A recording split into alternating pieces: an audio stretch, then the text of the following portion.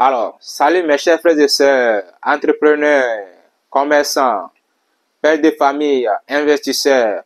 Ici, l'expérience se partage. On apprend à vivre ensemble, peu importe ta situation professionnelle, peu importe ton domaine de travail.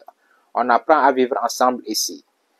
Vous convenez avec moi que pour évoluer, pour être au sommet, pour devenir riche, il faut investir. Bref, aujourd'hui, nous allons apprendre comment investir après avoir épargné. La première étape que tu dois savoir, la première étape consiste à apprendre ce que vous n'avez pas appris à l'école sur les investissements. Vous convenez avec moi que ce qui a été appris à l'école n'est que de la théorie et n'est pas fiable. Alors, cette première étape doit impérativement être mise à profit pendant le temps que vous épargnez pour constituer votre capital.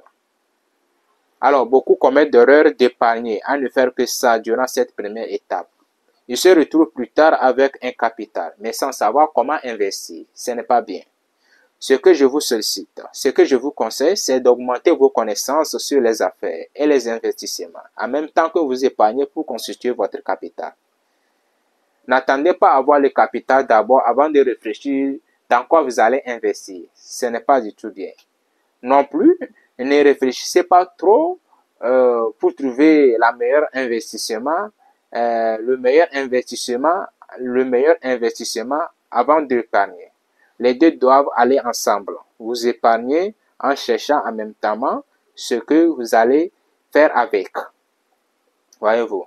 D'ailleurs, ça va vous permettre de savoir le montant exact que vous devez mettre à côté pour vous lancer.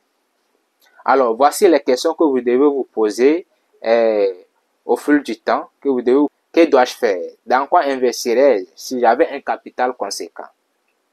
Quelle est ma connaissance des rouages de ce business que je vais faire, qui me plaît autant? Comment trouver un bon business? C'est des questions que vous devez vous poser pour trouver la solution. Voyez-vous, pendant environ 2 ou 3 ans durant lesquels vous construisez votre capital, vous devrez être à la recherche de la meilleure opportunité, ainsi que dans l'apprentissage des connaissances indispensables nécessaires pour commencer ton business. Voyez-vous. Alors, surtout, ne tombez pas dans l'illusion, dans la tentation de croire que vous devez commencer grand, comme Amazon, comme Alibaba. Alors, le principe est clair. Rêvez grand, mais commencez petit. Voyez-vous. D'ailleurs, Amazon que vous connaissez aujourd'hui n'était qu'un petit site internet vers 1994. Inconnu même. Mais à force de travail et au fil des années, que le site a grandi pour devenir un investissement dont la rentabilité se compte en milliards de dollars. Voyez-vous. Alors retenez, bref, cette phrase.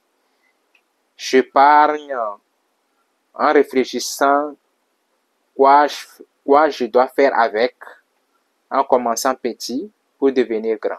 Retenez ceci, ça c'est mieux. Donc c'est une phrase que tu dois répéter chaque jour. Ça va te donner l'idée comment tu dois procéder. Alors je répète, j'épargne en réfléchissant quoi faire avec pour commencer petit et devenir grand. Alors, on se retrouve dans les commentaires. Chacun n'a qu'à essayer de donner son point de vue. N'hésitez pas à vous abonner pour ne pas rater la prochaine épisode.